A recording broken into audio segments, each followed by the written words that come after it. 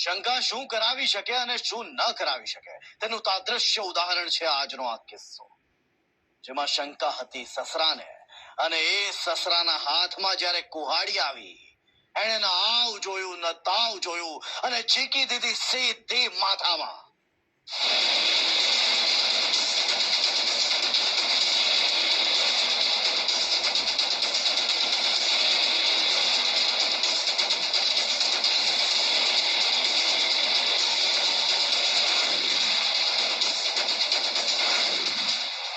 ઘટના આજની ડભોઈ તાલુકાના ભાવપુરા ગામ, જ્યાં ખેલાયો ખૂની ખેલ. આ ખેલ ખેલાયો રાત્રિના અંધારામાં, જ્યારે ગામ આખું ચીર નિંદ્રામાં, અને આવ્યો અવાજ, એણે સૌ કોઈને જગાડી દીધા. જ્યાંથી આવ્યો અવાજ ત્યાં પહોંચ્યા ગામના લોકો, જ્યાં તમામને માત્ર લોહીની ધાર દેખાય. થયું શું હતું જણાવીશ આગળ. ચીર નિંદ્રામાં ગામ આખું સંભળાઈ એક ચીખ, એક એવી ચીખ જેમાં હતું દર્દ. હત્યા પહેલાની ચીખ હતી, હત્યા એક પિતાની, બહેન તેના પુત્ર પર. ડભોઈ તાલુકાના ભાવપુરા ગામે નવી નગરીમાં રહેતા નટુભાઈ હરજીભાઈ રાઠોડિયા, જેઓ મહેનત મજૂરી કરી પોતાનું પેટીયું ગળી ખાતા હતા. નટુભાઈ ગામના પ્રકાશભાઈ પટેલને ત્યાં ખેતી કામ માટે ટ્રેક્ટર ચલાવવાનું કામ કરતા. નટુભાઈ સવારે સમયસર પોતાની દિનચર્યા પ્રમાણે પ્રકાશભાઈના ઘરે તેઓના ખેતર ખાતે કામ કરવા માટે પહોંચી ગયા. જ્યારે તેઓની પત્ની રેવાબેન ઘરે હતા, તેઓએ પણ જમવાનું બનાવી 11 વાગ્યે ભેંસો ચરાવવા માટે સીમમાં નીકળી. અને રાબેતા મુજબ બપોરે 12 વાગ્યે નટુભાઈ ઘરે આવે છે. જમી પરવારી પરત પોતાના કામ માટે નીકળી ગયા. લગભગ બપોરના 3:30 વાગ્યા. રેવાબેન પણ ભેંસો ચરાવી ઘરે પરત આવી ગયા હતા. અને સાંજે 6 વાગ્યે તેઓના પતિ એટલે કે નટુભાઈ પોતાનું મજૂરી કામ પતાવી ઘરે પહોંચી ગયા. બીજી તરફ તેઓની દીકરી રેખા અને જમાઈ કલ્પેશ પણ ઘરે આવ્યા હતા, પરંતુ કેટલીક ભેંસો ઘરે દેખાઈ અને ખોવાયેલી ભેંસોને શોધવા માટે સાંજે 7 વાગે જમાઈ કલ્પેશ, રેવાબેનનો પુત્ર અને જેઠ વિનોદ સીમમાં ભેંસ શોધવા માટે તમામ પરત ઘરે આવે છે. સમગ્ર કુટુંબ ભેગા મળી સાથે સાંજનું વાડું પણ કરી લે છે. ઘરમાં આજે ખુશીનો માહોલ હતો. ઘરની દીકરી પણ ઘરે આવી. હસતા વાત કરતા દિવસ આખો પૂરો થયો. હવે સાંજનો સમય. આંગણામાં ખાટલો ઢાળી તમામ કુટુંબીજનો એક સાથે. આશરે 9:30 વાગ્યા તમામ પોતપોતાની રીતે વ્યવસ્થા મુજબ સૂઈ ગયા. જેમાં પૌત્ર અને રેવાબેન તેમજ તેઓના પતિ નટુભાઈ આંગણામાં ઢાળેલા ખાટલા ઉપર એક સાથે સૂઈ ગયા. અને હજી અડધો કલાક જ થયો હતો ત્યાં તો 10 વાગ્યા. ઘરના તમામ સદસ્યો ઊંઘમાં હતા અને અચાનક આવ્યો એક અવાજ. આ એક ચીખ હતી અને એ ચીખ નટુભાઈની.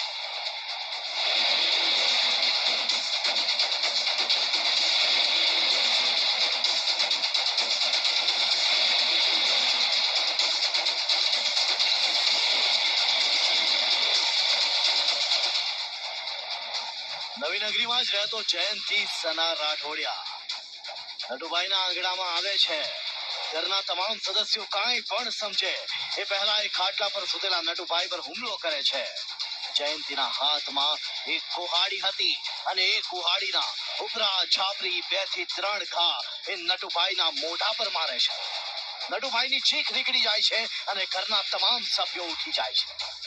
જયંતિ વધુ ઘા મારવા જઈ રહ્યો હતો, પણ વચ્ચે નટુભાઈની પત્ની રેવા આવે છે તો જયંતિ કુહાડીનો એક હાથો મારે છે રેવાબેનને અને રેવાબેન સાથે એ પણ નીચે પડી જાય છે. જે ખાટલા પર નટુભાઈ પોતાની પત્ની અને પુત્રની સાથે સૂતા હતા, એ આખો ખાટલો લોહી લુહાણ થઈ જાય છે. અને ત્યાં દીકરી જમાઈ સહિત ઘરના તમામ સભ્યો ઘરની બહાર આવે છે. જયંતિ ત્યાંથી ભાગી જાય છે, પણ જતા જતા જયંતિ જે બોલે છે એમાં જ આ આખા કાંડનું રહસ્ય છુપાયેલું. આ તરફ નટુભાઈ ગંભીર રીતે ઈજાગ્રસ્ત હતા, જેમને વડોદરાની સયાજી હોસ્પિટલમાં સારવાર માટે ખસેડવામાં આવે છે, જ્યાં સારવાર દરમિયાન નટુભાઈનું મોત નીપજે છે અને આખી ઘટના હત્યામાં પરિણમે છે. મારા પપ્પા અને મમ્મી રાત્રે સુઈ ગયા હતા ઘર પરવારીને, અને જયંતિ સના આયા રાઠોડિયા આવીને 3-4 ઝટકામાં પપ્પાને મારી દીધા. એ દરમિયાન મારી મમ્મી જાગી ગઈ અને મારી મમ્મી જાલી લીધો ઝટકો. પછી એ ભાગી નીકળ્યો અને પછી અમે 108 બોલાવી વડોદરા દવાખાને લઈ ગયા, પણ અમે અમારા પપ્પાને બચાવી ના શક્યા. એટલે જેવો જયંતિ સનાએ મારા પપ્પાને માર્યા છે, એટલે હું સાહેબ એવી વિનંતી કરું છું કે એને બી ફાંસીની સજા મળે. આ એ દીકરી છે જે ઘરે આવી હતી પોતાના પતિ સાથે પોતાના પિતાને મળવા માટે, અને એ જ રાત્રે એના પિતાની હત્યા થઈ ગઈ. પણ આ હત્યા પાછળનું કારણ જાણીને આપ પણ ચોંકી ઉઠશો, કારણ કે શંકામાં રાઠોડિયા પરિવારના મોભીની હત્યા કરી દેવાઈ, અને એ શંકા પણ હતી નટુભાઈના દીકરા પર. એટલે દીકરાની શંકાએ બાપે જીવ ગુમાવ્યો. શું હતું કારણ, હવે એ પણ સાંભળ્યું. એમાં કઈ ગુનો હતો જ નહીં, ખાલી એ મારો ભાઈ છે ને એની બૈરી પર વ્યામાત હતો, પણ એમાં મારો ભાઈનો કોઈ વાંક તો છે જ નહીં. એ ખાલી વેમમાં મારા પપ્પાની મોત લીધી ને, એટલે જેવો મારા પપ્પાનો જીવ ગયો એવો એને બી ફાંસીની સજા જોઈએ મારે, એટલી વિનંતી કરું છું. જી હા, એ કારણ હતું વહેમ, એ કારણ હતું શંકા. જયંતીને વહેમ હતો કે તેની પુત્રવધુ અને નટુના દીકરા વચ્ચે સંબંધ છે, અને એટલે જ હત્યા કરી ભાગતી વખતે જયંતી દેવાને કહીને જાય છે કે તારો છોકરો મારા છોકરાની વહુ સાથે બોલે છે.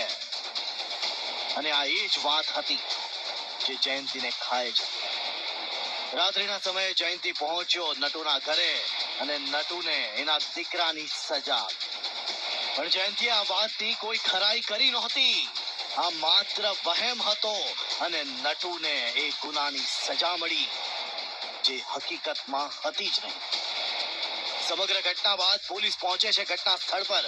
જયંતી ત્યાંથી ભાગી ગયો હતો, પણ નટુભાઈના પરિવારને ખબર હતી કે જયંતી ક્યાં હોઈ શકે.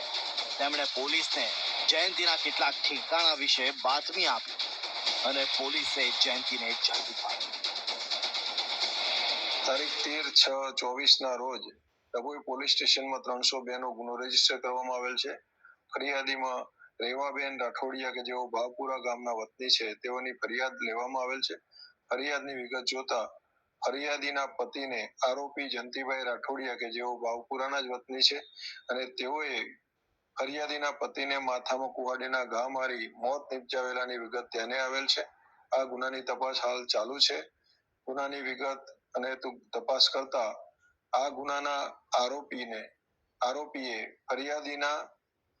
ફરિયાદીને માથામાં કુહાડીના ઘા મારેલ છે. વિગત જોતા આરોપીના છોકરાની વહુ સાથે મરણ જનારના છોકરાને આડા સંબંધ હોવાનો વહેમ રાખી આ ગુનાના આરોપીએ ફરિયાદીને પતિને માર મારી મોત નિપજાવેલાની વિગત ધ્યાને આવેલ છે.